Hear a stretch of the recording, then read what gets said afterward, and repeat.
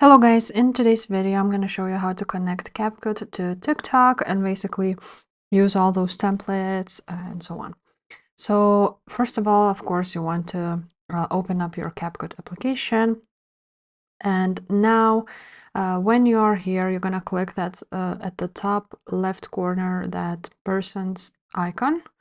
And now, as you can see, you can log in right here or sign in. So what you want to click is log into TikTok. Click on that.